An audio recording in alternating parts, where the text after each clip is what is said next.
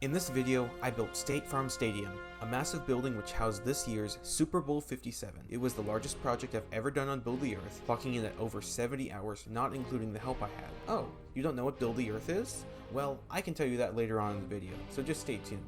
Before I get started though, you really have to respect the work I put into this build. You can help me out just by hitting the subscribe button right now. All done with that?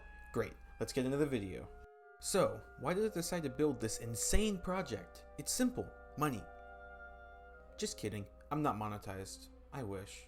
Actually, my friend Rafael, who does his own videos on BTE, decided to build LVII Stadium in Qatar, where they held the World Cup last year, and he did an amazing job with that. I thought doing something culturally relevant like the Super Bowl Stadium would be a great challenge, but also extremely rewarding, and it certainly was both of those things. Now, how did I build this?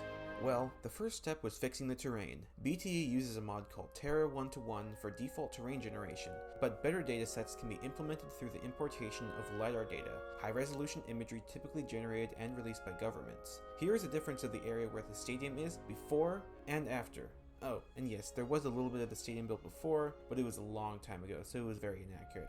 Obviously, this LiDAR isn't perfect, based on the strange slope where there should be flat terrain, but it is much better than the default. After that, I focused on the outlining process. I made sure that the straight sections of roof and wall were parallel, and went from there, working on outward windows, curved sections of roof, and the base. My friend Darklord began the slope of the roof, though I wouldn't end up continuing that until much later.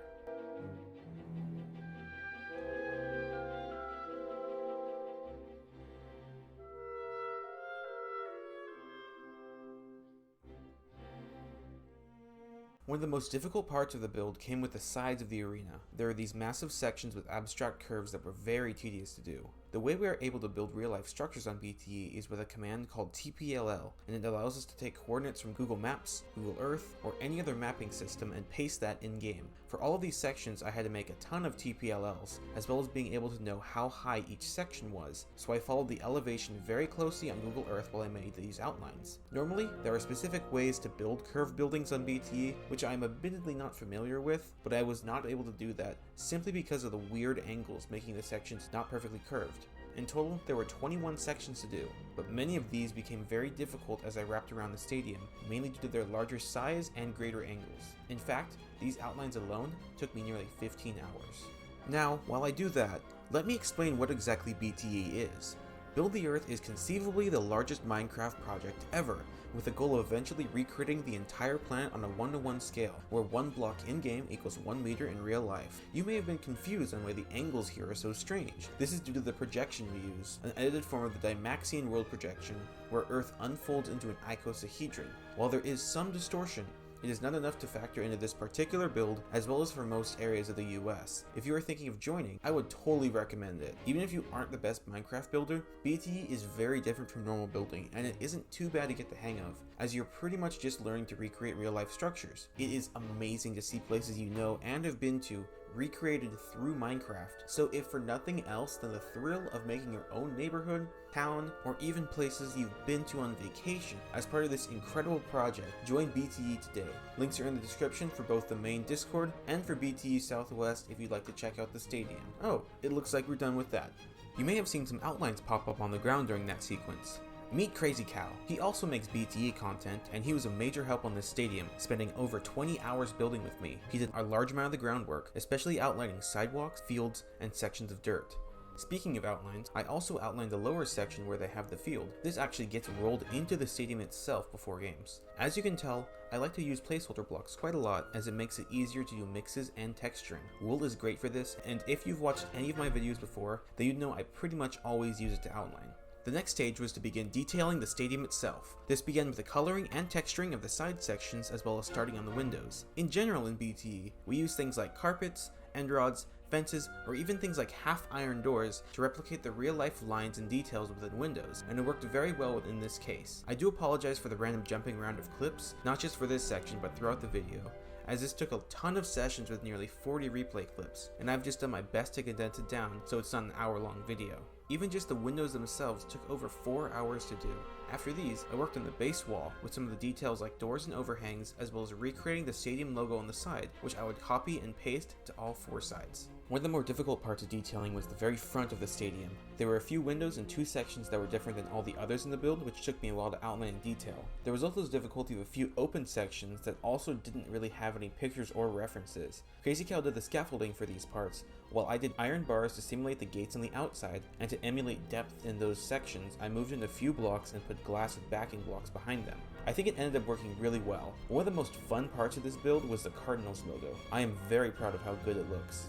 Next up was the roof. I started with specific lines around it that have a different tint in real life, and these were the base of my work. From there, I outlined the separate sections and then began creating what was essentially a lattice by connecting lines for each Y level, so that there was ultimately 1 level per meter. I then filled in each layer, slowly building up to the top.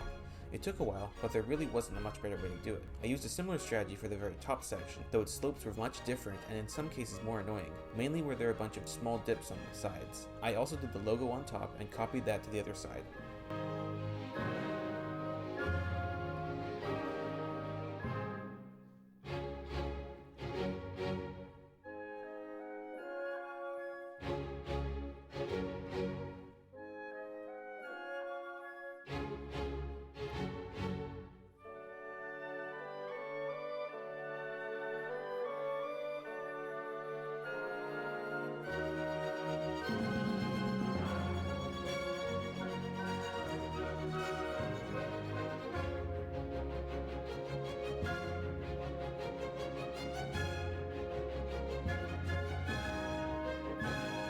After this was the detailing of the backfield. This was a major challenge to do. I wanted to build it as it was designed for Super Bowl 57, but this was impossible based purely on satellite data, as they only released the design around the time I was building it. This was what I had to work with. It was from the Fiesta Bowl, an annual college football competition, and obviously it was completely wrong compared to the Super Bowl 57 one. While it was useful for a lot of the base, I struggled with much of the rest as I had to heavily estimate and build by hand. All of the letters and numbers especially sucked. But ultimately, I think it ended up really great, and this website was super helpful for me as it had the design cleanly laid out, though the field was definitely one of my least favorite parts to do. From there, I was on to more of the detailing process. I began with the whole lower section, adding some texturing, a few bits to the field, and other details such as what looks like a giant cooling system. I even did some smaller stuff like shipping containers and AC units.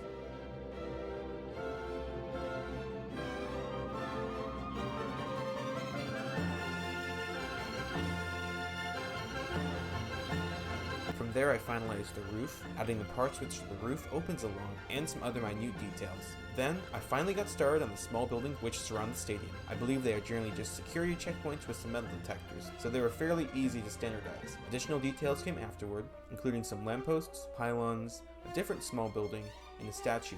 From there, I started making some trees for Crazy Cow to copy and paste into different areas of dirt. While he did that, I started to wrap around the whole building and did all of the smaller details, making sure that as many things were included as possible. This included, but was not limited to, more texturing, fences, fire hydrants, more sections of trees and bushes, signs, and of course plenty more lampposts.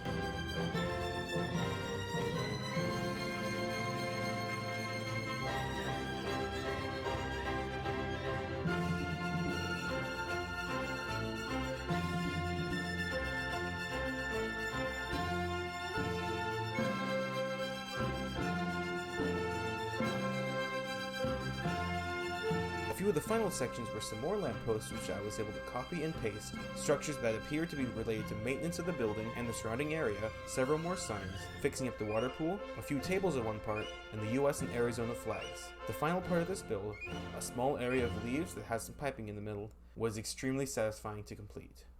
Now, check this out.